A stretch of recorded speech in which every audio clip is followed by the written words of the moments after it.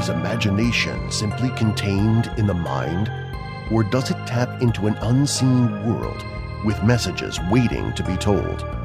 There is a place where legends cross over into our world, where strange visions and whispers beckon, and superstition takes hold. Step into the Black Cat's shadow.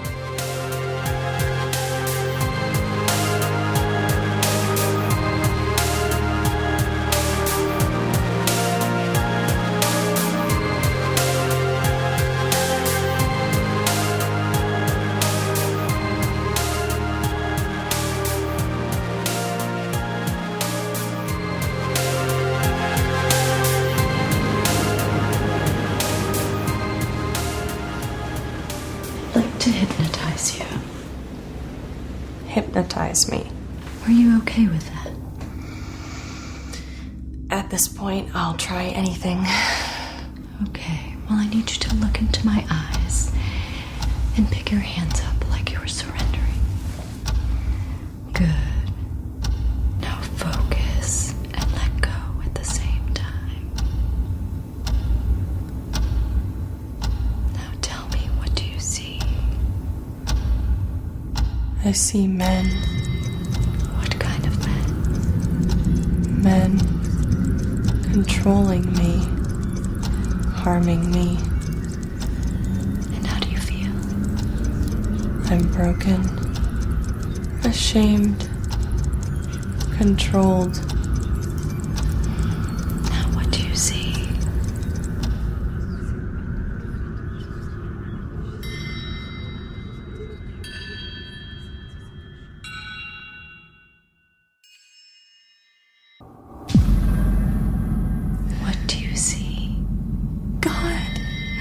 I see God. Welcome back to the Black Cat Shadow. I'm your host, Andy, podcasting from Kansas City, Missouri. And I'm Phantom Dark Dave, coming at you from the heart of Texas.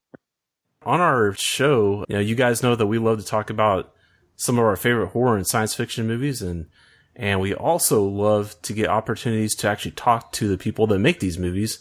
And tonight we have a very special guest. His name is Joe Badon, and he is here to talk about his first directorial debut. It's a movie called The God Inside My Ear. So we're very excited to have Joe on here with us. Joe, welcome to the show. Hey, guys, thank you so much for having me. I appreciate it. So just to start off with, just give us a little information about the movie. Maybe just share with the listeners here what your movie's about. Absolutely. Well, so the movie it's hard to describe, but it's basically like a psychedelic thriller. It's a very surreal film. It's very David Lynch-esque, and it's about a young girl named Elysia who experiences this terrible breakup with her boyfriend. And after the breakup, it kind of triggers what you perceive as possibly mental illness. She starts hearing voices and having visions, and inanimate objects are talking to her, and all sorts of strange things starts happening. And her friends are basically trying to help her kind of figure out what's going on, what's wrong with her. But she kind of goes on a quest to figure out what all of these messages that she's getting, what all these things mean. And so that's basically the story, without spoiling anything. You mentioned David Lynch, and so you probably would want to recommend this to like fans of like Twin Peaks or some of his work. Absolutely. There's a lot of the soundtrack was heavily influenced with Twin Peaks, and what Julie Cruz kind of music, and also like a lot of very jazz inspired music. There's a lot of jazz in this, and also Eraserhead was a big influence for this film. Even if you watch it, you can't really tell during the writing process. Eraserhead was a big influence for this, but also a huge influence for this was Carnival of Souls from the 60s, which is actually a big influence for David Lynch as well. And a lot of psychedelic films. The movie The Trip, Roger Corman's The Trip from the 70s, was a big influence for this film as well. And so, I was kind of doing the whole Quentin Tarantino kind of cherry picking my favorite moments from films and kind of making a buffet of like all my favorite things that I've watched and what I could do on a very, very low budget at the same time. So that's kind of what I was doing with this film. How long have you been working on the story for The God Inside My Ear?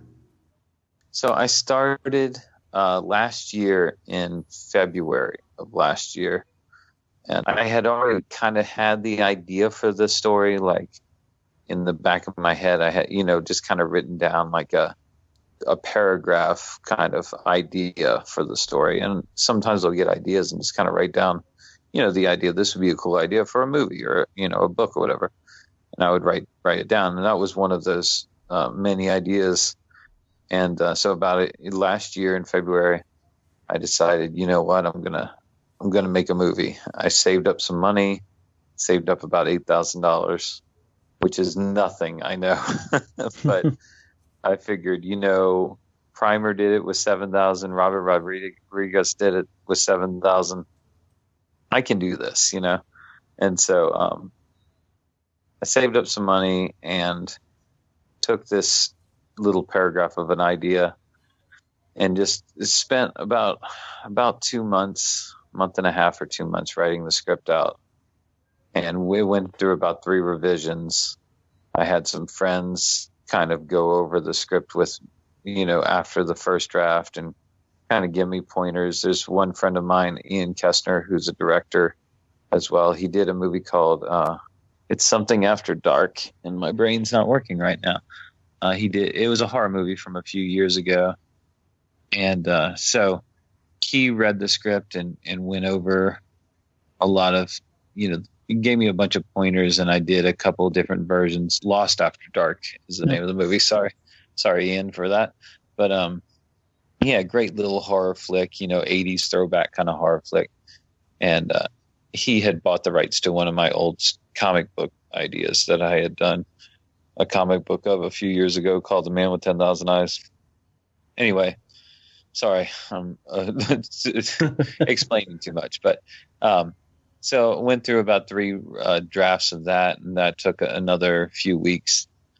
And then after that, just got on Facebook and started asking, around for actors and crew members and just friends, anybody who wants to help out. And just said, look, it's micro budget. And, if you want to help out, I'll feed you real well, and just kind of went from there. And a few months later, we started filming, and it took we filmed over the course of about a month and a half, but it was altogether about 13 and a half days of shooting. Actually shooting the film was about 13 and a half days. And which is a pretty tight schedule. Most of the shooting was like 1 or 2 takes, and it was like, okay, we got to keep moving, because we just didn't have the time or the money to keep making shots. But fortunately, I got some amazing actors in the lead roles. Linnea Gregg, who pretty much is in almost every shot of the film, who's the main character, Elysia. She just knew the script backwards and forwards. She knew the character better than I did. I remember after our first table read, she came up to me and she had written a 2-page backstory on the character. And while we were sitting there doing the table read with all the other actors, she's mouthing the words of everyone else, all the other actors' lines, not even looking down the page. So she knew this script down pat. And so that made it like so much easier once we got to filming, that we didn't have to do retakes because of people flubbing their lines and things like that. And so we were able to just breeze through it. And so wrapped on shooting in August, beginning of August, and then we edited until February of this year. And so it was pretty much a year from the beginning of writing the script to the actual finishing editing. Took about a year. That's still pretty impressive for a full-length feature, nonetheless. Oh, yeah, it was breakneck speed. And it was like after, filming, me and the editor was just, every single like free day was editing, just sitting there, me sitting next to him, basically giving him pointers of what I'd like for him to change. And I mean, I didn't know the software. He used Premiere, and I'm familiar with Final Cut, but I could never do a 2-hour, movie on my own with my shitty laptop. So he, actually had the equipment. He went to school for it. Joseph Estrade was freaking amazing editing this film together. So no, it really was like breakneck speed for even a professional, like Hollywood budgeted film. A year is from start to finish is actually pretty impressive. So you mentioned you shot this for $8,000. I mean, that is unheard of. I mean, even like, when you think about John Carpenter's Halloween, even as stripped down as that movie was, it still cost like $300,000 to shoot. So, how did you do it? How did you work with a budget that low? Oh, there's a couple of different things now that are different from back in the 80s and even the 90s and even the early 2000s. Equipment has become so much cheaper. First of all, just in film, like there's no film stock you have to pay for anymore.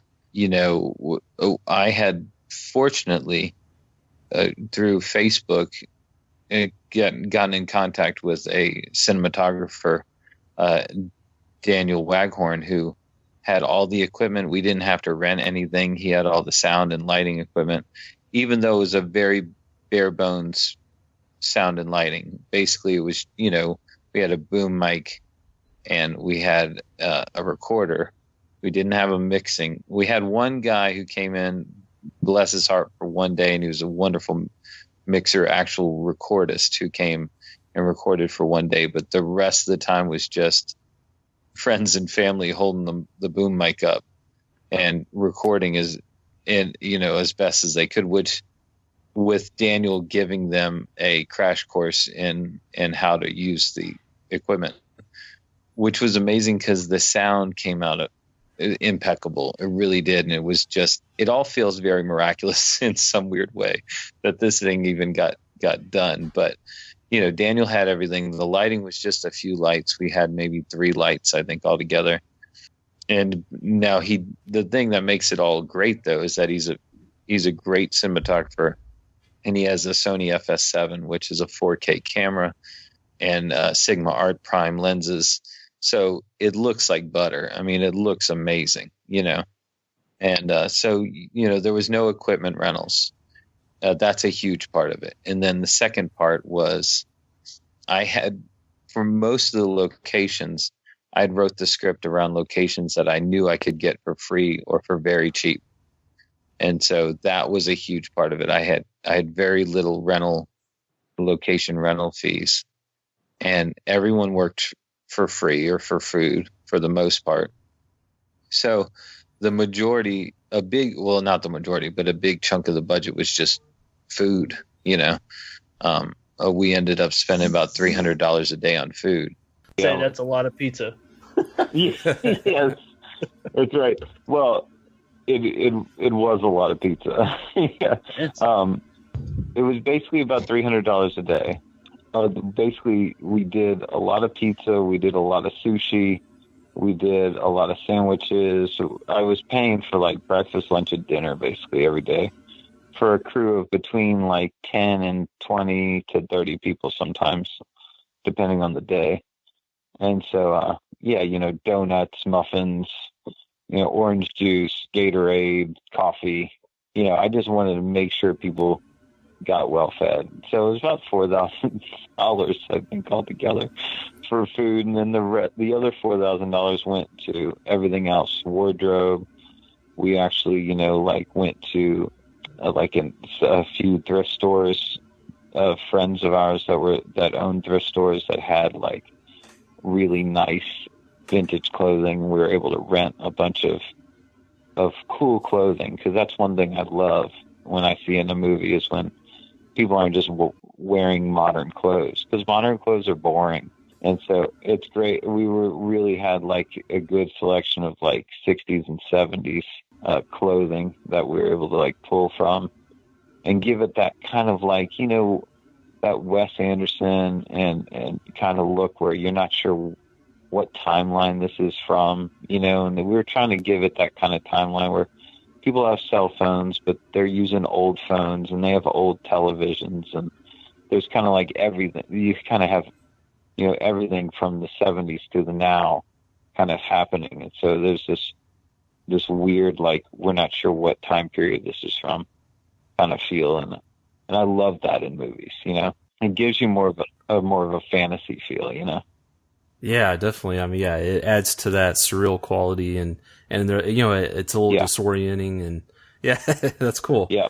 Well, you know, that was great about like It Follows, where everything had that 80s feel, but one person had an e-reader, like a clamshell e-reader, and it made it so weird. Like it fucked with your brain so much that it kind of gave you an uneasiness for the whole movie just because of that dumb clamshell e-reader, you know? Right, yeah. So you know, having this limited budget, and I know, you know, we see it in other like independent movies, but do you think that having this limited budget, do you think it helped you make a better movie in the long run? Oh, totally. You know, it definitely, you see like the downfall of creators when they're given like that Hollywood budget, and all of a sudden they're just doing whatever the hell they want. And, you know, Tim Burton is a prime example of somebody who, you know, now he's just making CGI junk, you know? It's like, oh, yeah, I want to put rainbows and unicorns and vampires. And, like, yeah, you can do it. And it doesn't, there's no, like, you know, you need, like a box to work inside of it to try to, like, get out of, to try to think outside of that box. But you still need, like, parameters in a weird way. You know, and so like with this movie, what I did was there's a prop house in where I live for movies, because I live right outside New Orleans, and there's a prop house inside out where I live, and they have all these like little sets set up, like an old like a gypsy tent, and they have a hospital set up in there, and they have this sci-fi control room. And what I did was I toured that prop house, and I wrote the script around every one of those little sets. And so the character kind of jumps into all these different weird worlds through these little sets in this prop house. And so it gave me like all these weird worlds that I could jump into, that I had to force myself to write into the script. And I had to force myself to be creative. How was I going to work in the sci-fi control room, and how was I going to work in a gypsy tent, and how was I going to work in a cafe and a antique store, and all these different things they had set up. And so, yeah, I think limited parameters always bring out better creativity. Obviously, I'm sure with any project there's going to be challenges. What was there any like specific challenges that you really had to overcome making this movie? You know, it was just like a big organizational feat. I drew all the storyboards out, and then it was like, I think the biggest challenge was, there's so many challenges. So one of the challenges was to make sure we got every shot, and to get that every shot, and when you're working on limited time, limited budget, is to create storyboards. So we created storyboards, and I had this Aria Mickenberg.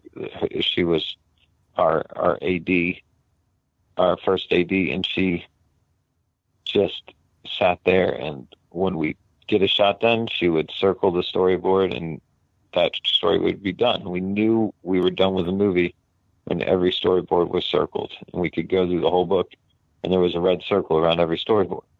And so that was a big challenge to make sure everything was shot. And then, you know, a huge challenge was the music on the post-production side of things, because we didn't really have anybody doing the music, like solely doing the music, you know, and I didn't have any more money, and I'm a musician, so I recorded some things, but there was, we needed to fill up, 95 minutes, of this movie. And so I dug around this website called freemusicarchive.org, which has like 50,000 songs, and like 7,000 of those songs, something like that, are public domain. So I listened to about 4,000 at least clips from those songs in little moments, like the first few seconds of about 4,000 songs, and whittled it down to like 200 songs. And then we whittled that down to the songs that are in the movie, including songs I recorded and then some friends had recorded. And one thing that was interesting was after all that was done, I was working through the credits. So I was going into the songs that we used and looking at like the information, because on the website they said they were all public domain, or that they were all attribution only, we could use them. And when I started going into the file information on about 20 of those songs, I found out after we had edited everything that they weren't public domain, that I had to get permission to use those songs. So the last minute, I'm scrambling, like emailing all these different musicians, trying to find them. And some of them were very hard to track down. Like it took me weeks to find these guys, just their contact information. And so then I had to like get agreements from each one of these guys, And so that was a big hairy mess. And also like keeping everyone happy on set, making sure that everyone was happy and fed, and that everyone felt like they were, important, because everyone was like so important. But so many times when you're the head of something, you're like so just like focused on the project that you're not thinking about everyone around you. And then everyone feels like, well, why the hell am I here? And so it was like I was trying to keep everyone feeling like they should be here, and that there's a reason for them to be here. And I think that's like something that can be missed sometimes, So I think, but all in all, as you can tell, from me saying all this, the biggest problem was just juggling everything. Wasn't like I had a big crew that were all helping me juggle. It was mainly me juggling all these things, Because I remember when I sat down and talked with my friend Ian, who was directed before, and I told him what I was going to do. He said, you're not only being, what you're telling me is you're not only being the director, but you're also being the line producer. And a line producer is basically the guy who gets shit on during production. He's the one who's the manager of everything.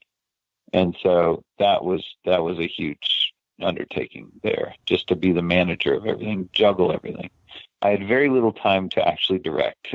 I just yelled action and then cut, and I was like, okay, let's keep going, So.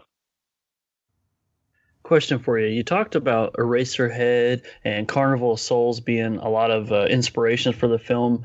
Was it ever considered to make this movie in black and white?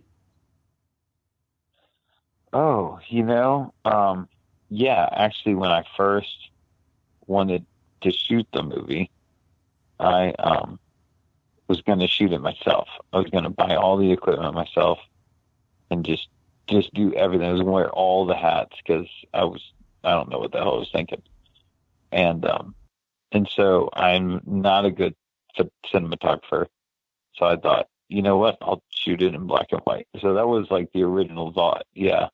And then Daniel Waghorn stepped in on Facebook, and he said he would like to take it on. And so I was like, oh, thank God, an actual cinematographer who knows what he's doing. And so, yeah, so then it wasn't black and white anymore, because his shit looks amazing. So, who are your main influences? Like when you're, so this was like influenced by David Lynch. Is that one of your?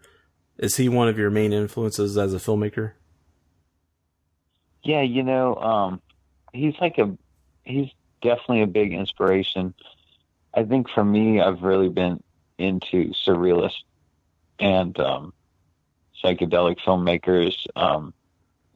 Alejandro Jodorowsky I'm probably more inspired by him than anybody, because just listening, he did Holy Mountain and El Topo, Santa Sangre, and just listening to him talk will inspire me to want to create for a million years. But also, Shane Carruth, who did Primer, was a big influence, just because he did that shit all by himself. Like he shot that movie, he acted in it, he did all of it with $7,000, and he shot it on 16 millimeter, which was crazy. And the movie looks great. It's an amazing film. If you've never seen Primer, it's freaking incredible. And so there's people that I'm influenced by their actual films, like David Lynch and Alejandro Jodorowsky and Quentin Dupieux, who did Rubber. If you've ever seen Rubber, he also did a movie called Reality. He did a movie called Wrong. But Rubber, if you've never seen Rubber, the Killer Tire movie, is like freaking incredible film, because I love how it mixes the horror with art house, and that's a huge thing for me. I love that, mixing horror and art house and surrealism. There's not a lot of people who do it. Alejandro Jodorowsky did it with Santa Sangre really well as well. But I think that's the next logical step for genre films is to embrace the art house, which I don't see it happen as much as it should. And that's what I was really trying to do with this film is mix the art house and surrealism and the weirdness that's so beautiful in those films with horror and with thriller and with that, and also a Twilight Zone kind of thing was what I was going for more than anything, which is basically what a Carnival of Souls is. Also, another real big influence for this film was a movie called Essex Space Spin. It's a trauma film that came out a couple of years ago. But that movie inspired me to just start writing the script, because I watched it and they filmed it on 35 millimeter. They filmed it on handheld video. They filmed it on their cell phones. They filmed the movie on whatever they could use. And the movie is just so wild and out there and just so crazy. The dialogue is just so weird, but in the end, it all still made sense. The editing is so choppy and strange, but at the end of the film, I could still follow the story. And I love that about that movie. And that movie really set me off to start writing the script.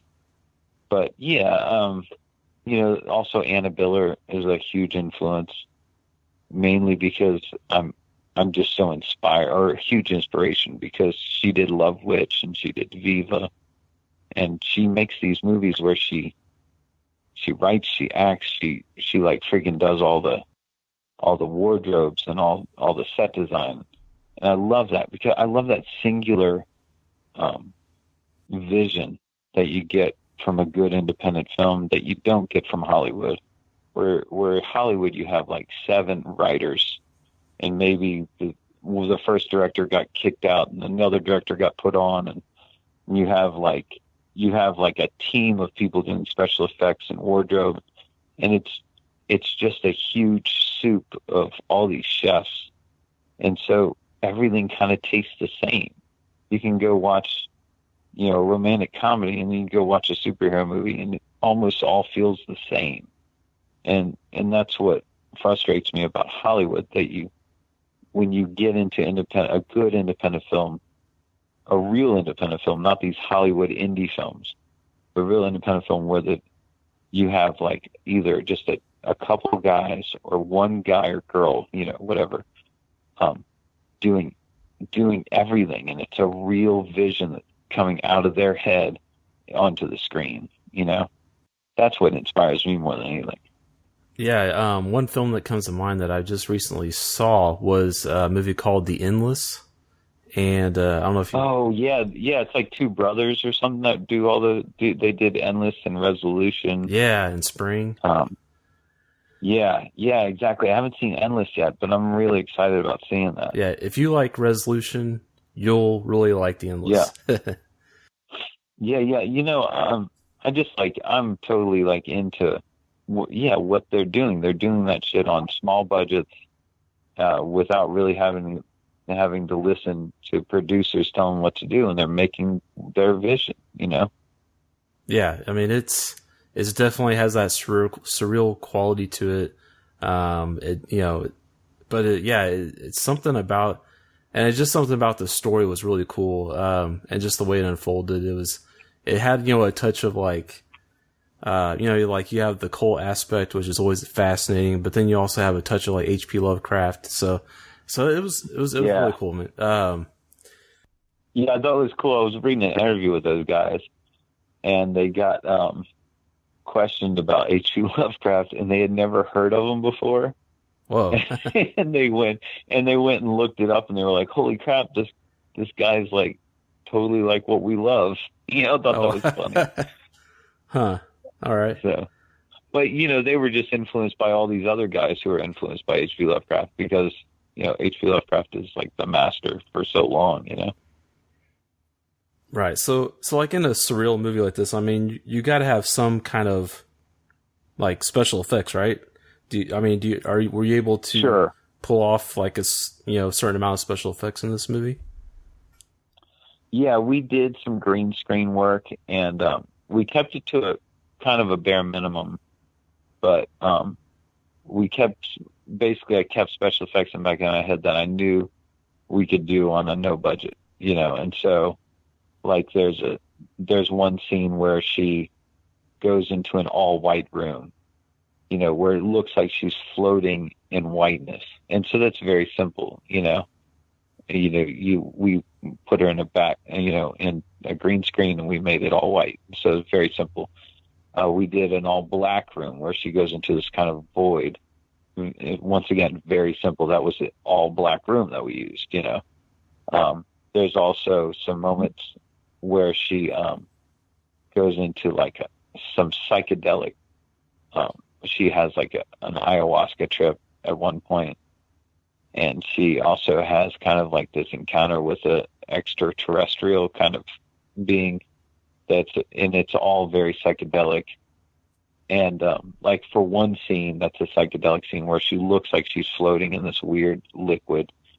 I found these guys on YouTube who did liquid light shows, which are those old 70s weird liquid stuff that I always think it's great. It's great. It's a great hallucinogenic look to it, and it's very cheap to do. And they were making these videos, and they were just putting the liquid light show stuff on YouTube at like HD quality. And so I just emailed them and said, "Hey, can I use your stuff?" And they were like, "Yeah, use it." And so we used that and made her look like she's floating in this liquid sort of stuff.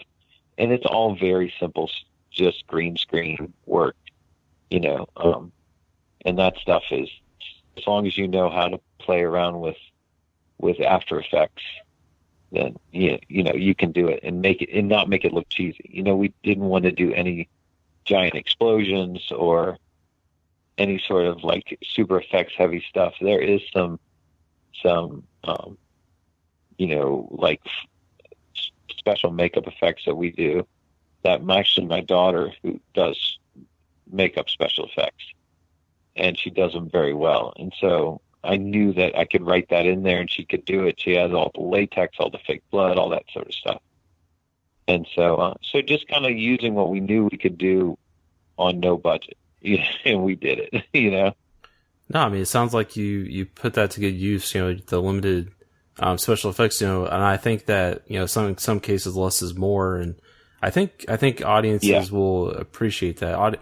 Audiences that are into this kind of movie will appreciate that, definitely. Yeah, totally. And also, like, there's like a scene where she's hearing noises and like voices and things like that. Well, that's very simple audio effects, you know, and that comes from like, if you ever seen The Haunting from the 60s. Oh yeah. That movie literally doesn't have a special visual effect. Pretty much the whole movie. There's one part where the walls move tiny, or a door moves a little, like it's breathing. Right. But besides that, there's not a single visual effect. All of it is audio. All of it is them hearing voices and noises in the house. And that movie is scary as hell, and it's all audio. And so there's some audio effects that we do in some scenes, and there's just some things like the TV talks to her, and there's some weird phone calls, and some inanimate objects talk to her. So there's all these kind of like tricks that make it feel like there's a greater world when it's just kind of audio things happening. You know, so Twilight Zone was great at that. The old Twilight Zone was great at making you feel like you're in this giant sci-fi world, but it's just some guy wandering around an empty town. But in your brain, this guy is wandering around an empty town that's been blown out by a nuclear blast and everyone's dead. And so you've got all this backstory that you never see, but you just know that that's happening. And it's crazy how big of a world our mind can build, you know, just our minds build without ever having to see anything, you know? Yeah, that's definitely true. Yeah. I mean, I think leaving a lot to the audience's imagination can help you in a lot of cases. Yeah, absolutely. Yeah. So I know, I mean, I was kind of looking you up online, and you've done some other things on some other projects before. I mean, but this is your first time directing. I mean, did you like directing? Would you consider doing it again? Oh my gosh, I loved it. Yeah, it's definitely like, I've caught the bug for it, for sure. Especially because that's kind of what I've always wanted to do my whole life. You know, like I've drawn and written a few comic books, and you know, done other things in the comic book world, and also recorded music and things like that. I've written and recorded music and things. I've always wanted to be creative, but movies have been the thing that I've, since a child, have always wanted to do. And so, yeah, doing this and finally seeing something that I've always, you know, like an idea actually on the screen, on the big screen, is like, it's one of the greatest feelings in the world. And so, yeah, I'm already halfway through my next script, and trying to get the script totally done for the next one and get all the storyboards done. So once the movie starts really hitting festivals, I'll be able to have something for producers to possibly look at if they want to fund something else, you know, but who knows if that'll happen. But just fingers crossed, you know, if somebody actually wants to give me money for a crazy idea, I'll have it, you know. Oh yeah, definitely. I mean, so yeah, you said this film will be hitting festivals this year. That's exciting. I mean, do you know any specific festivals yet? So most of them I won't hear back from for the next couple months, because most of the festivals I applied for are in September and October, and so you don't really hear back from them till like a month to a few weeks before they actually play. So I only have one scheduled right now, but I've submitted to about 50. So they're going to start flooding in, especially in September, October. I'd say out of those 50, like 30 of those are in those 2 months. So I'll start hearing back and knowing when that'll happen, which it'll be on the film's website, theguidanceonair.com. But there is a monthly screening at in Somerville, Massachusetts, and it's part of the Boston Underground Film Fest. Okay, yeah. So I mean, so that's cool. So you got that on the horizon. You've got your next project. You got in the you kind of got in the works. That's pretty cool. I mean, so you got some things coming up, and how can people, if people want to stay up to date with what you're doing, how can people connect with you, like online? Yeah, so with the website for the movie, it's thegodinsidemyear.com, or they can go to Facebook and look up, just type in The God Inside My Ear, and we have a Facebook page. But then you can also go on Facebook, Instagram, or Twitter and look up my name, Joe Badon, Joebadon, and just type up my name and you'll find me. I'm also an artist, so you'll see my art pages as well. I also have a blog spot, joebadon.blogspot.com. So you can find me any of those ways. But the website, thegodinsidemyear.com, we're going to start posting the screenings when the screenings start happening. So you can go on that website to look up for screenings, or you can just look up the Facebook page, God Inside My Ear Facebook page, and we'll be posting screenings there. But if you go on the Facebook page or the website, you can also check out the trailer for the movie. You can also check out, we have one scene that we posted early, so you can check out one of the scenes for the movie as well. And so, yeah, you can do that. Absolutely. Awesome. Well, I want to encourage everybody out there to, whenever The God Inside My Ear plays near you, definitely go check it out. I know I'm going to be keeping an eye out for it. It sounds like a fascinating movie.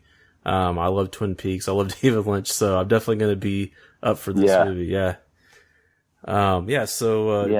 Yeah, Joe, thanks for coming on the show. We had a blast talking to you, and hope to talk to you when you have the next one coming out. Absolutely, man. Yeah, thank you so much. I appreciate it.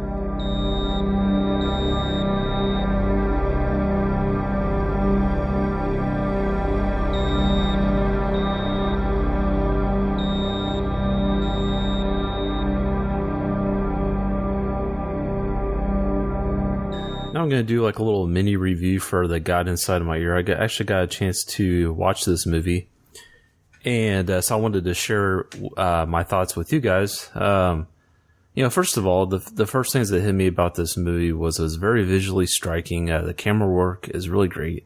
The colors really stand out, and the sound design is really well done as well. There's some really interesting sounds. Just the way this movie sounds is phenomenal.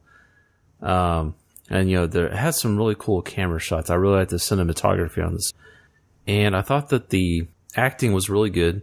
I feel like all the characters were solid. I didn't really think that any of them stood out as being bad. And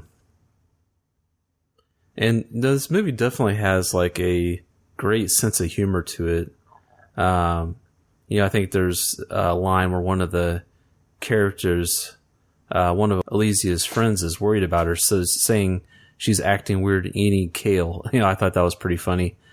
But you really kind of feel bad for Elysia because it seems like she doesn't have any. She has some friends, but I don't know. It seems like a lot of people around her want something from her. And I don't know if I'm just reading too much into that or if that wasn't intended. She does have a tight knit group of friends that are trying to help her through this experience, but it seems like they're not trying to really comfort her. They're trying to like tell her, yes, there's something wrong with you and you need help, kind of thing. But they do try to get her some help, so I guess you have to give them credit for that. I thought the writing was really good. Joe described this as, something very inspired by David Lynch, and I would agree.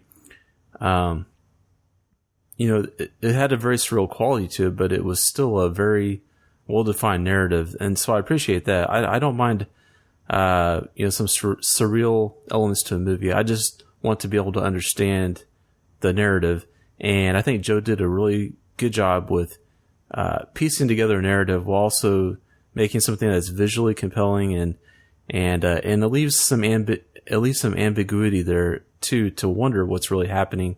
Especially at the end, I wasn't really sure exactly what happened. But so I'll just leave it up to you guys to decide that. I think overall this is a well put together story. But I thought like Alicia, like it's her character and her acting was pretty well done. I thought that her character was a great depiction, and just her actions and her emotions as she was going through was a very good depiction of somebody's mind after they've been dumped, like the things that they go through, all the emotional roller coaster type stuff that somebody goes through after, the end of a relationship. So I really like that.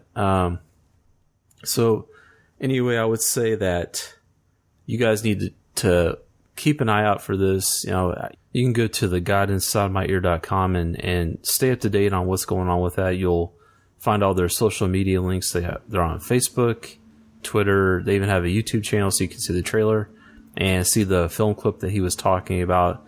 And I think that film clip also displays the sense of humor that's tied into this movie. So I think the writing was very good in this movie. So I definitely say, if you're a fan of David Lynch, or if you're just a fan of kind of surreal psychedelic type movies, you should definitely check this out.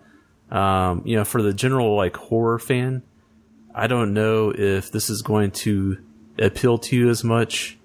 There are definitely some elements that are freaky. She hallucinates during certain parts, and there's some other things that happen that take on a darker tone. But this is definitely a well-made movie, especially for $8,000 and the amount of time that they put into it. You just really got to give Joe credit for putting this together with what he had, with his friends and with the resources they had. So definitely, taking my word for it, you guys need to go check this out. So that'll wrap up this episode. Hope you guys enjoyed the interview. I thought it was really interesting to hear some of the behind-the-scenes details of making your own movie, and especially with independent production like that. It's just interesting to see the challenges that these guys have to go through, and hopefully it's even in spite of the challenges. Hopefully it inspires other people out there to make their own movie, to make their own art, because I think there's definitely room for everybody out there that wants to do it. As always, you can keep up with everything going on in the Black Cat Shadow at www.blackcatshadow.com. You'll find all of our past episodes there, as well as the links to download the episodes on whatever app you choose to listen to us on. And then you'll also find the Black Cat Shadow movie store there, where you can buy a movie and help us out here at the podcast. If you've never been to the movie store, it's pretty cool. We have some DVDs, we have VHS, we have some Blu-rays, and we like to specialize in some out of print, rare, obscure stuff that's a little bit harder to find. So that's something that we offer to you guys as a way to help out the podcast and get something in return in the process. And as far as social media, you can find us on Facebook and Horror Amino. And you'll also find us on Twitter. We are at Black Cat Podcast. And if you would like to send us an email, you can send one to any of us at blackcatpodcast@gmail.com. If you'd like to email Dakota specifically, his email is dakshadowbane@gmail.com. That's DAKSHADOWBANE@gmail.com. So once again, thanks for listening to the show. We really appreciate all of our listeners out there, and it seems like we got some new listeners here lately, so we really appreciate everybody checking the show out, giving us a chance, and we hope that this is entertaining and informative. And so until next time, remember guys, to take a closer look at the world around you, and you may just find that it is stranger and more mysterious than you thought, especially in the Black Cat Shadow.